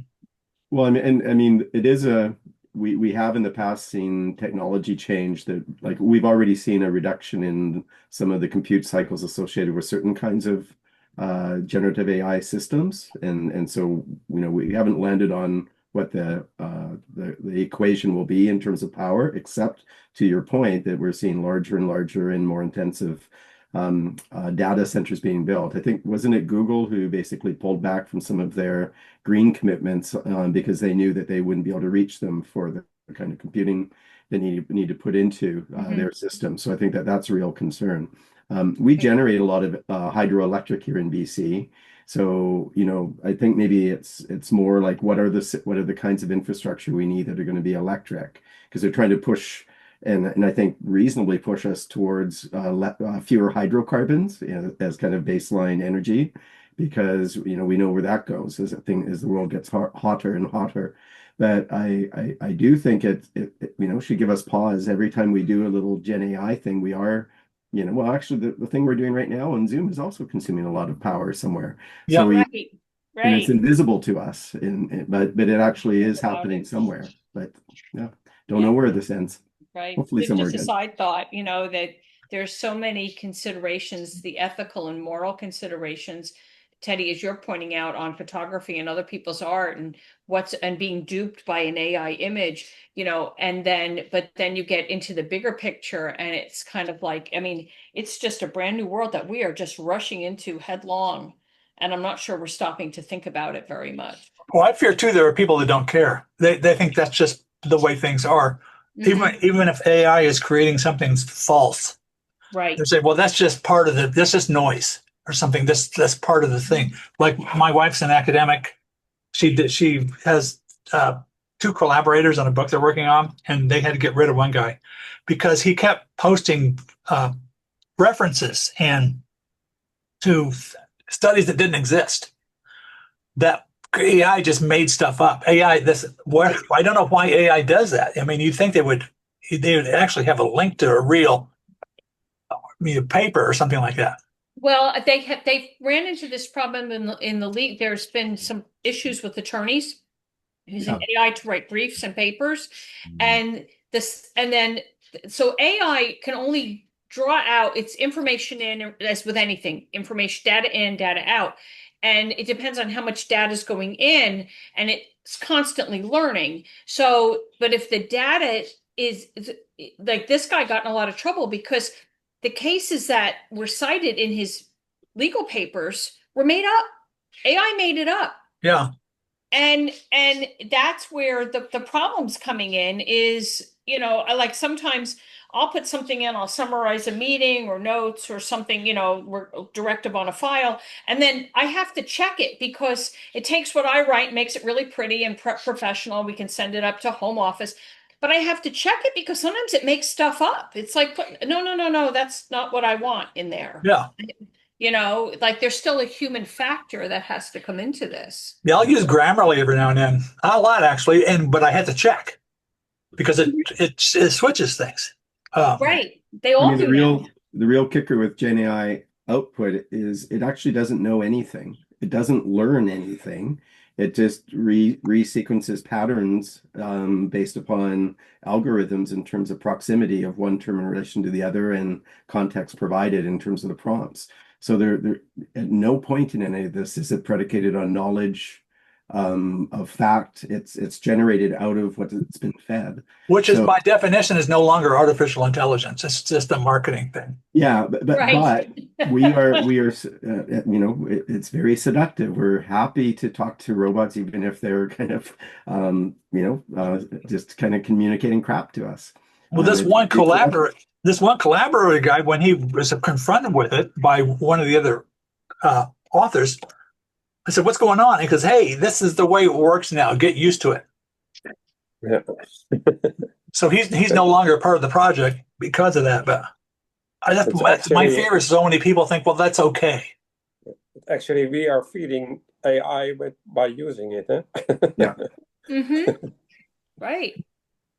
Right. And it's determining what the good, I think, the medical stuff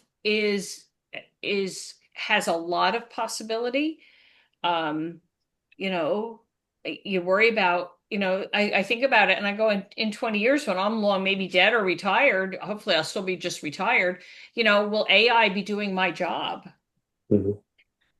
Yeah, we cannot turn it back any longer, I think. We cannot No. say, well, it's coming and we have to learn to deal with it, I think. But Right.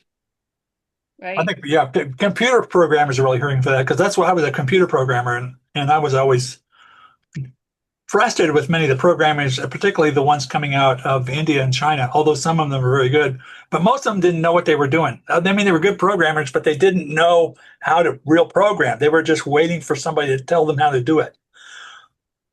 There was nothing there. I mean, if you want, sure, they'll say, well, how do you want me to present this on this web page with a form?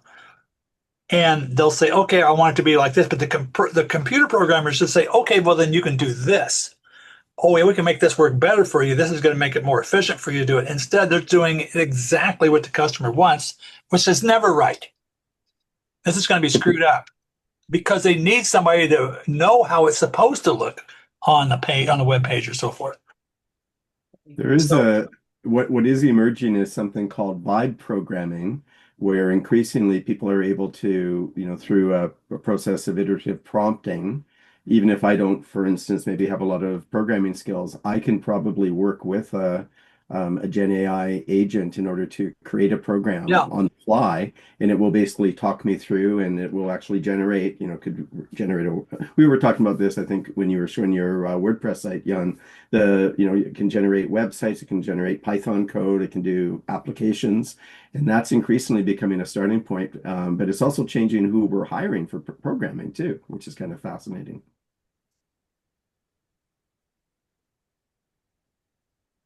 And maybe who we're hiring for photography. Going back to your point about I don't need to go to Cuba to take that picture. I can do it all digitally. yeah, Mhm. yeah. You don't need to take pictures of Antarctica anymore because we got plenty of pictures of the ice wall. So now earlier on when we first started talking about, we were talking about sharing photos. Again, I mean the images I showed weren't my photos or anything. So what do you guys have anything particular you would like to share? I don't have any. I don't think I have anything on this laptop. I'm just taking a quick look now. Well, part of it was just the observation that over the past month or so, it's fairly common for us to be sharing some photos and talking about them with one another. Today we had one that had been shared to Weekly, but we've also shared, and all of us have shared ones that we've not shared to Weekly. So I just thought that one of the things we might want to do from time to time with this conversation, since it's a live Yeah, and it's lively nice one, is look at some shots. because photos keeps you talking. Yeah, exactly. We've solved all the questions, that that you've been putting to us, Teddy. So Yeah, we're done with AI, man. We're all figured out. Uh, there's enough to talk about. Yes. Right. Right. It is an interesting hobby. There's just so many different, there's the traditionalists, the people who want to take the AI and push it, the people who do the creative. I mean, I think the end result is what you've all been saying is I think there's room for everybody. It's just the AI is a little worrisome if there's no camera involved. I think to be photography, there has to be a Yes. somewhere involved in this process. Yeah, because then I would argue too, though, that people will often say these illustrations are photographs, and they're not. No. Call them what they are. If illustrations, that's fine. That's an equally valid form of art. Why do you jealously want to tell people, no, this is a photograph? What's the point? are they guilty about it? Do they feel less secure because it's not an actual photograph? It looks a bit like politics, huh? You have right and left. Yeah, well, we're very polarized with a lot of things we do. Right.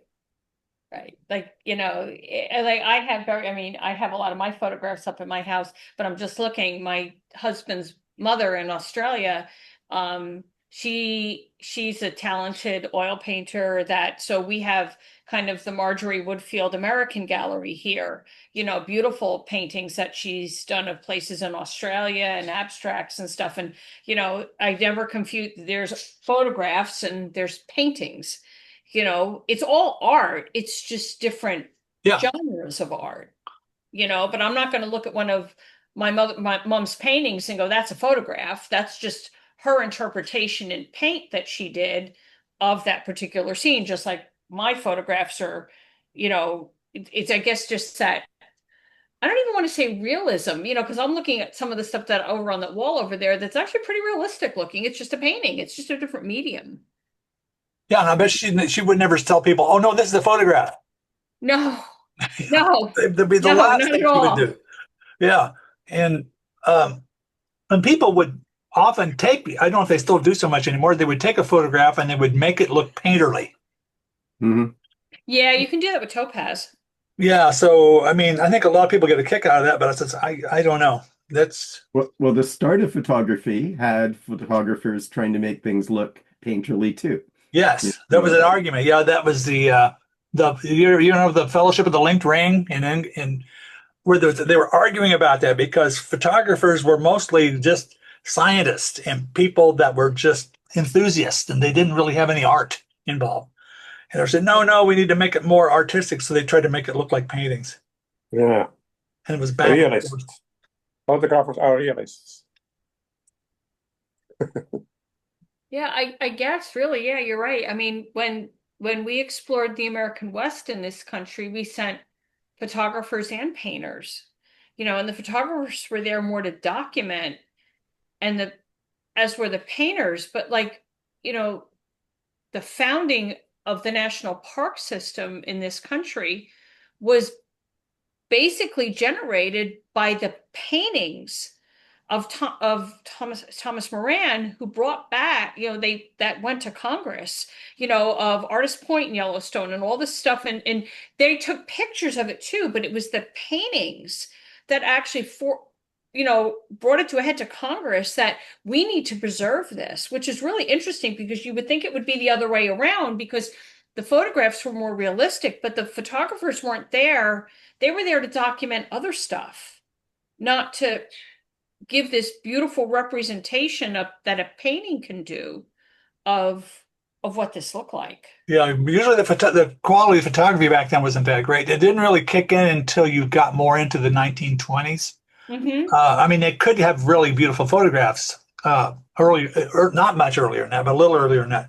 But you had to push back from pictorialism, where they were wanting photographs to be more like paintings, into with Ansel Adams and pure photography. When you start, Edward Weston and so forth, where they had these razor sharp images of Yosemite and pieces, peppers, on a cutting board or something like that. So you had pushback, but then you have, it's been back and forth all through this, and now we're to the point where it's all going to be paintings, digital paintings. But I think that if they want to do that, that's fine. But just say, don't call it photography. Right. Right. Yeah. I mean, yeah. I mean, look at the stuff that Halo does. It's very abstract and that, it almost looks painterly like in some aspects. But it's still photography. Yeah, and part of the joy of photography is actually creating photographs with a camera. Like you said, there has to be a camera in there somewhere. Right. Now, one reason, after you brought that up, Jeff, did you find any pictures to show us? I'll show you. Yeah, I'll find.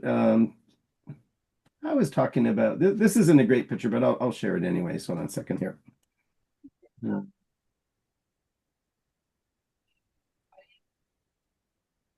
And I can share, can I? Yes. Oh, yeah. Maybe I didn't turn it on. All right. Multiple participants can share simultaneously. You should be good to go. All right, thank you. Uh, There's can you see graffiti. that? Yeah, graffiti is a tricky thing to get because oftentimes you can't get the whole thing. Oh yeah, so this is and this is also challenging because I think I told you last week I've been shooting I've been trying to determine if one can do street photography with a 9mm lens. The real answer is no, you shouldn't, but I'm having a lot of fun kind of playing with it because you do anything a little bit wobbly, you get keystoning, you deform people, all of that, but you get some really large canvases to play with. So this is a crop in from some other things. So the plane kind of drifts out of focus as you go up to the top right. But I guess what I'm appreciating about a picture like this is capturing an artist. He's looking across the alley at the mural that he's painting, but he's also standing against, like there's about 5 works in active progress of being created right behind him here. And this alley at the time, I don't know, I'll just put another picture up. Like it's just filled with people who are painting. So there's the full view of that I've cropped in. Yeah. Oh yeah. Yeah. So in any The, case, the I'm sorry. nice thing is there's a lot to see. Yeah. You can see a lot. Yeah.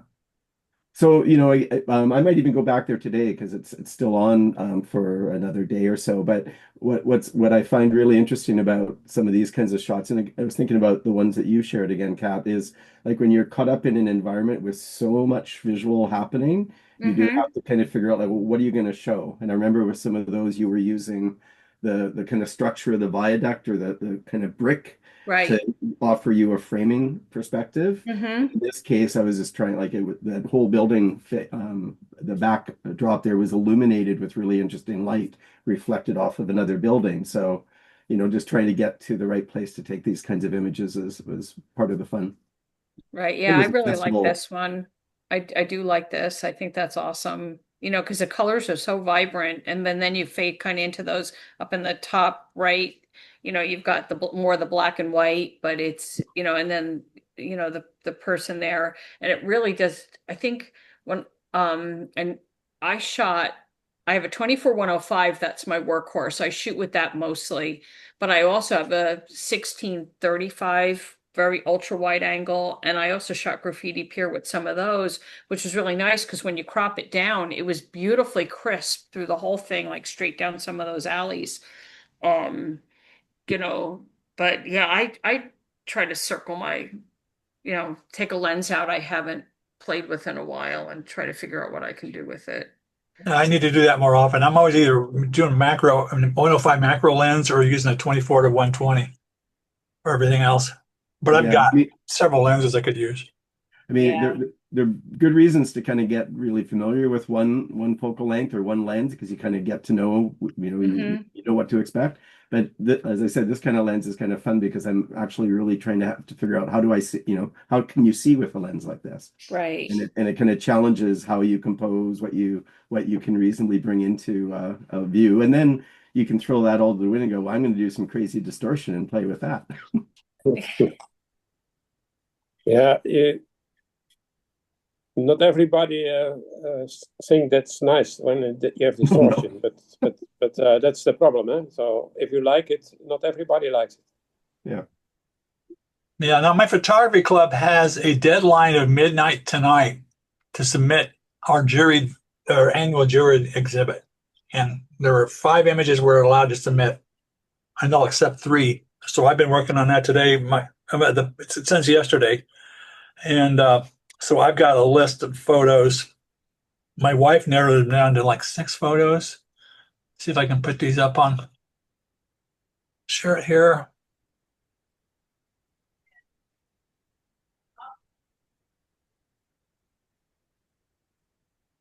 Can you see it? Mm-hmm. Hmm. Yeah. Okay. The ones at the top, this is an Adobe Bridge. The ones at the top are the ones that are likely to be these 6. I need to take 2 of those out to get to the 5 I can submit. You don't know which one? Oh, I like No. that. I like that. That's a cool angle you pulled. That's the Very nice. Clayton Hall in England. It was in a garden tour. And that's one. That's an IM Pay. I like that one a lot. Did you post? I can't remember. Did you post that on I Weekly? did that one. I got a couple of Right. these I I love posted. that photo. I think it's so simple but so striking. Well, that's architecture. That's IM Pay, the Right. architect at the National Center for Atmospheric Research in Boulder, Colorado. What I wanted to do is come back there and set my camera up with a self timer and have me setting on the steps. So I'd be in the image, but I was Very, very precise framing with that little Right. inset piece.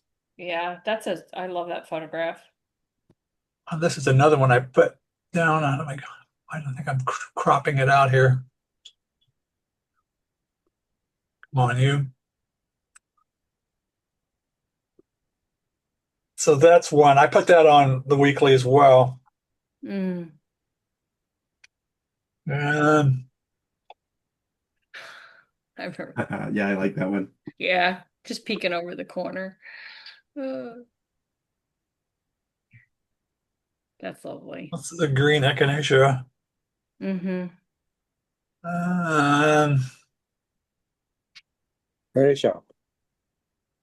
there's the Rudbeckia unfurling. I like the spider webs at the bottom, kind of Mm-hmm. the dark side of the curling, aspiring petals. Mm-hmm. The water. That one I like a lot. And I think we dropped out of the 6, but this is a reflection, my own reflection checking. That's another IM Pay structure. Except that's in Bloomington, the art museum here in Bloomington. This is a bit of a Nice departure shots. from the last ones. Yeah. This is actually shot the same day that I shot that picture of the keyhole architecture thing. This is in Boulder, Colorado. The Flatiron Mountains. Mm-hmm. And here now we're getting out of those 6 images, but anyway, these are the ones I picked, and my wife said these are the ones we're going to narrow down those 6 to 5 to send in later on today. The deadline is midnight tonight. So Make up your minds. Kat, you are in a photography club. Do you submit things to shows? Us, yeah. Well, we do a interclub, a club competition every month. We did do our own PSA salon show where we entries from all over the world.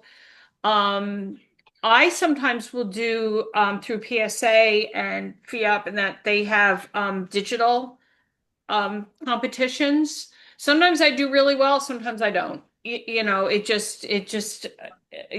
My landscape and wildlife stuff. But yeah, I do, and we do have a print competition. So I have a printer upstairs, an Epson, and I actually do enjoy printing. I love um we're doing special interest group. One of them through the club, one of them is going to be printing, talking about the different papers and how that affects the picture. And like a lot of my black and whites I do on metallic paper, when I compete with them. So that's kind of printing. I love to see the digital, but there's just something about, and maybe that harkens back to your guys' film days. You have something physical in front of you and it's very satisfying. Yeah. It really is. True. Well, I would argue, I'm not really argue. I would say, I think if you actually had a large image, like say you had a 75-inch big screen TV and that was showing your images, I don't know what would the difference between that as being a 75-inch and alongside print? Well, we're our prints are 13 by 19. That's the limit that we can print and mat. So you can either mat board them or print or or mat them, just that you don't frame them for competition. My husband did come into some large screens that we put up for print night and digital night, but the prints, people enjoy the prints because they can go up and the judges can actually go up and look at them. When you're looking at them on the screen, sometimes depending on how the monitors are, the colors can be off. Yep. And that makes a big difference. You have to calibrate them. Like my Right. photo screens upstairs that I do edit on are Benrose. I calibrate them. But so people like to see the big, but there is a difference. We don't print that large format. Like I would need a big printer with the roll paper, and my printer will print 13 by 20 easily, my Epson. But again, it's like sometimes you use linen paper. It just gives a whole other feel to that photograph. Well, and there is a difference in the quality of light when it's light reflected on a surface that has pigment in it, as opposed to light being emanated from a screen through, which it Right. just presents colors differently, and you don't get that appreciation of the actual physical, like the fiber in the paper is not going to come through in the same way at all. It's impossible for it. It can be an artifact of what the print is if you've taken it, a picture of a piece of fabric that has an image on it, but you're not going to get some of those kind of contextual, situational perceptions that you get from a physical print. Yeah, I used to create my own in a dark room. I could get up to 16 by 24 in a big drum, and those are very satisfying. But now, I mean, I never really made any prints to speak of. Mostly just snapshots with on a printer. But the photography club requires that you frame and print things for for these shows. So that was a whole lot of fun to get those. But I didn't print those with a printer. There's a place called MPix. And there MPEGs, are yeah. other ones around that are good too, but I've had really good luck with MPEX, and I've been getting good results. So anyway, I would recommend that, or at least find one of the biggie print Right. companies. That's who I was using, and it was starting to cost me a fortune because every month it was 3 to 4 prints. Yeah, And then I was getting the mat boarded and that's several of the gentlemen in my club print, and one of the guys invited my husband and I over, and Gary walked me through we went through the whole process, how to set it up, how to print. And sometimes I'll change out what I've got in frames here, because I have the paper, I have the printer, so I can change what I'm displaying. But I enjoy that. For me, again, I never did a darkroom or that, so that's really almost very technical for me, is to figure out the printing process, and I actually quite enjoy it. If I'm going upstairs to print for competition, my husband mats all my stuff because like sometimes it depends on the prints, and he enjoys doing that. But I'm like, I'm going upstairs to print now. He just leaves me alone. I'm up there figuring out what I want, and sometimes I have to print it a couple of times to get it exactly how I want it. Which MPix, like I had a couple stuff. Be careful with them. I had a stuff things came from them, and they were damaged. I had one with a cracked piece of glass, and I sent him a picture of it, and it was a day and a half later they just returned Right. They're it. good about it. They are Yeah, good. But, if you need something quick, because sometimes if I'm, I may not make a decision till Monday afternoon when I'm bringing, or Sunday to put it in, what I'm going to compete with on Monday, and then I come home from work and I'm quick printing stuff. But yeah, that is a lot of fun. I'm kind of into linen papers and experimenting with those and seeing what depths that brings to the photograph. Mm-hmm. you say you use an Epson printer, An Epson 900. and it And goes up to what size? I print 13 by 19. It prints that easily. I think it might print slightly bigger than that. Um, it's so easy to use. It updates. You can put the papers in. I use mostly Red River and the Epson paper. I like the Red River paper. I do have some Moab too. They all are a little different.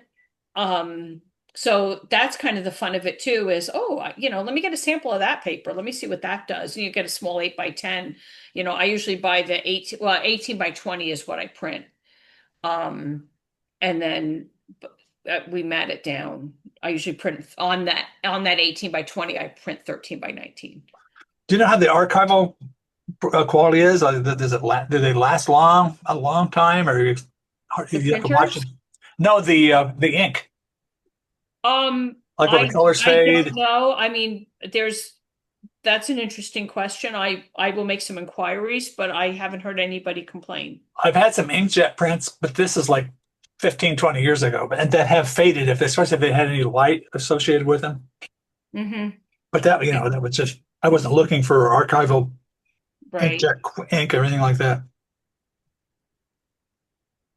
But yeah, right. It is expensive to have it, just farm it all out.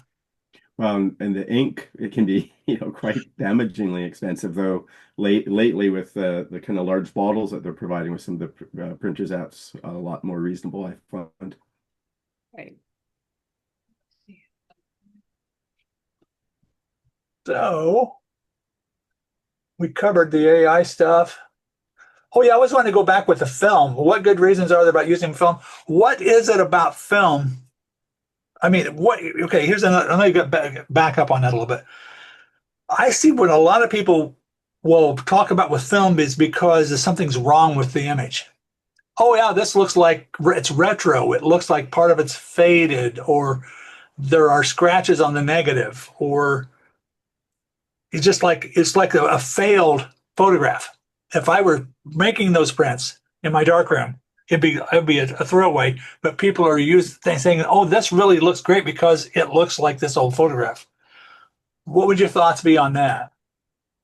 Because I'm kind of like spoiled or jaded or something like that, because when I see something that's not right, if it was obviously a photograph that wasn't printed properly or developed properly, I'm not going to like it.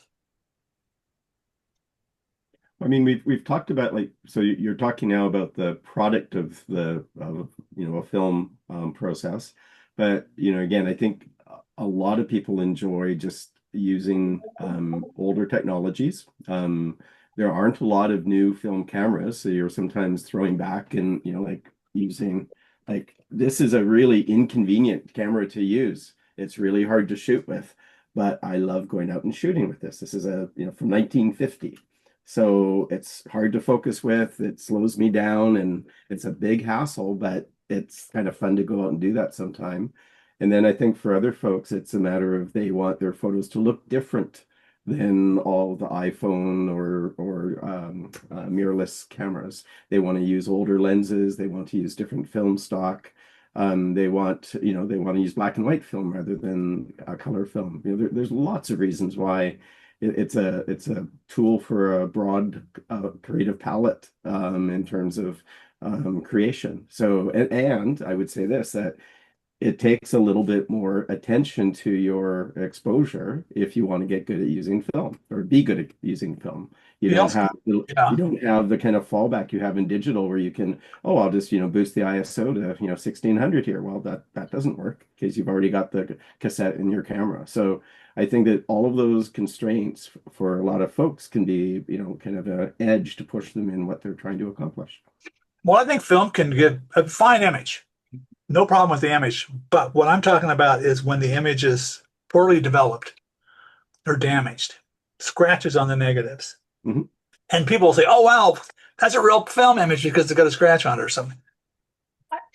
I think that that's a product of the digital camera age, is that, and I've noticed this in some of the comments I'll get on photographs, where if, there are some people, especially when I first started getting critiques, if it's not completely super sharp through the whole thing, oh, you didn't shoot that right.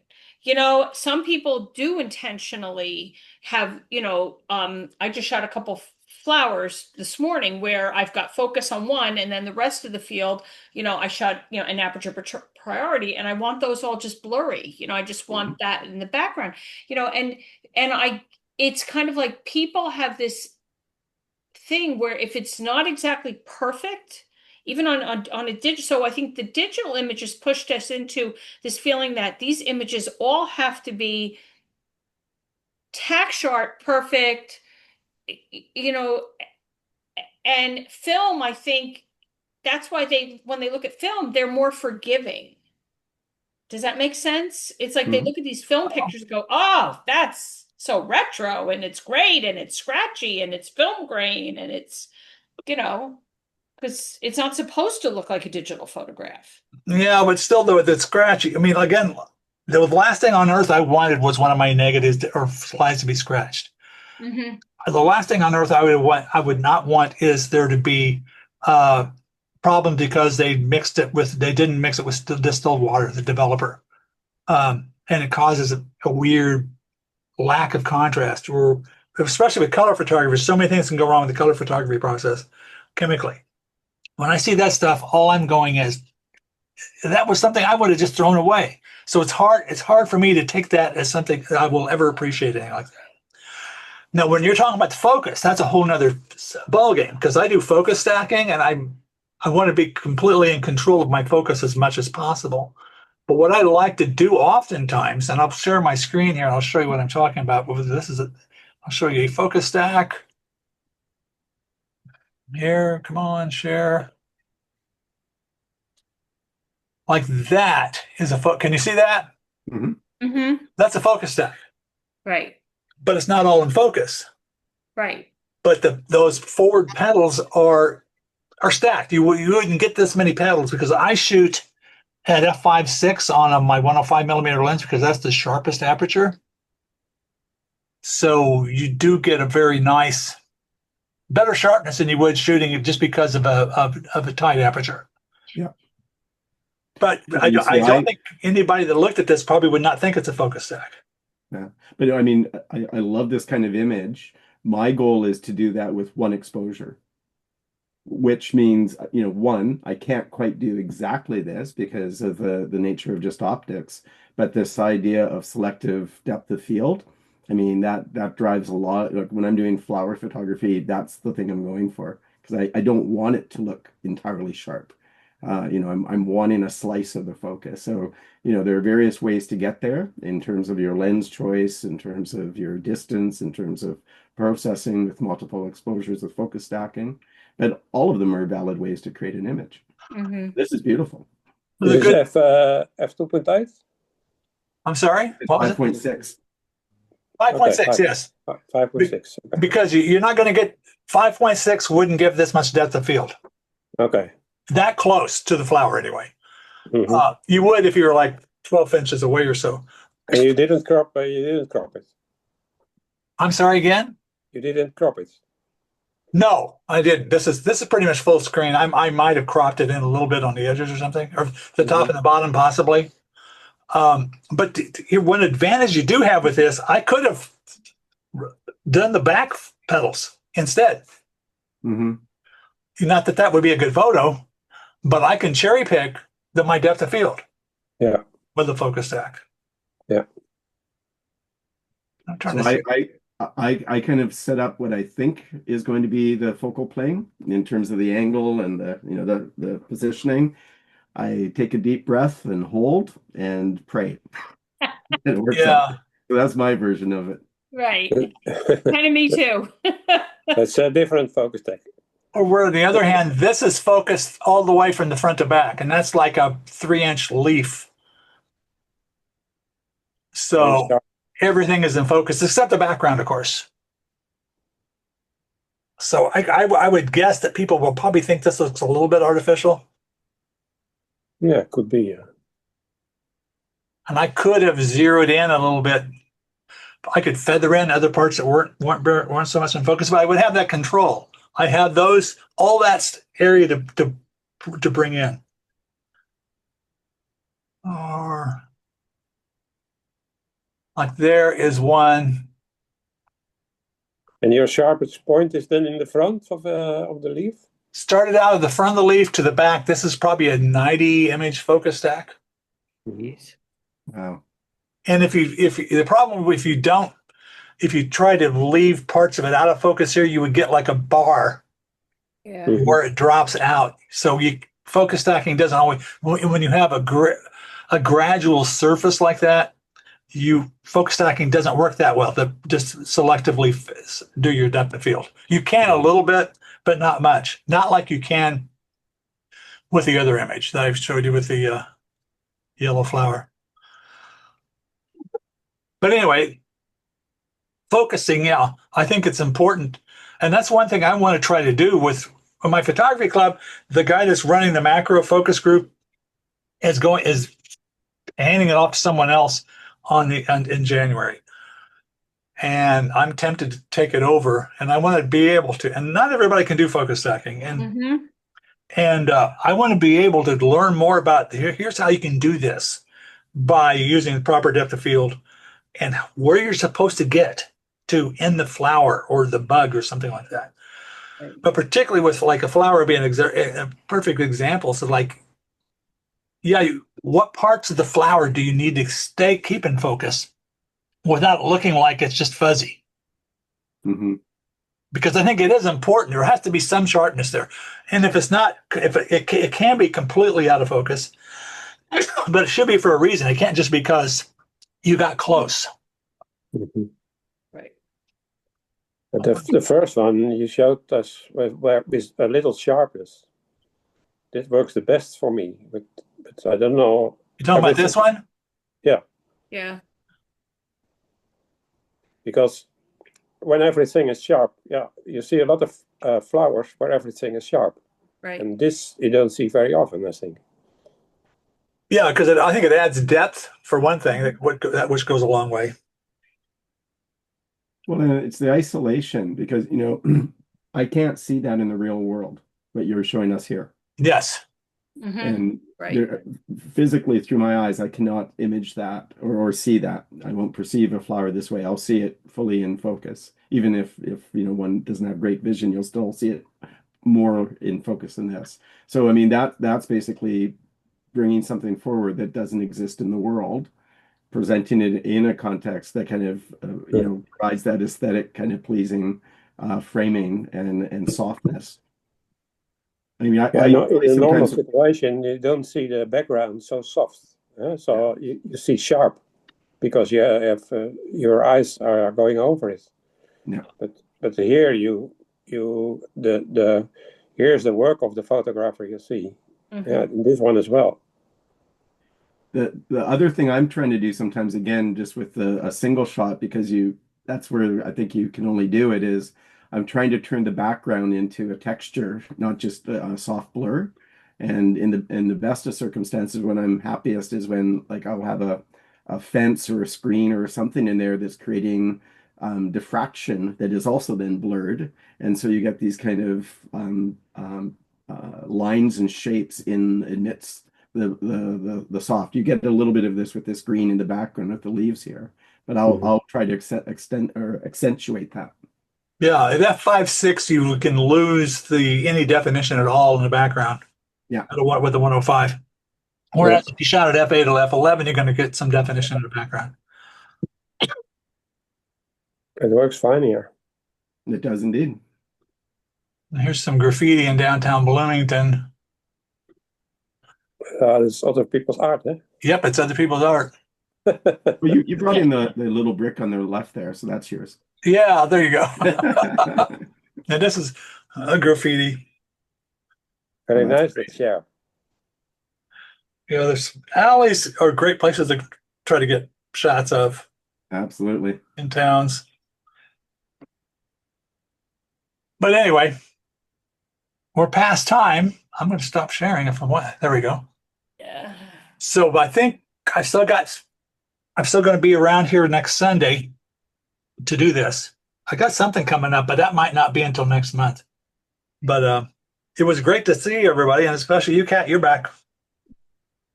Good to get on. It was I keep meaning to, and then it'd be like my Sunday would get away from me, and I'm like, darn, I missed it. So, but good to see everybody and to share some ideas. It was lovely. Thank you. Yeah. Well, Thank thanks you for very being. much as well. All right. Enjoy the week ahead, everyone. Okay. Yep. See you. Yes, Thank you. too. Good health. Ciao.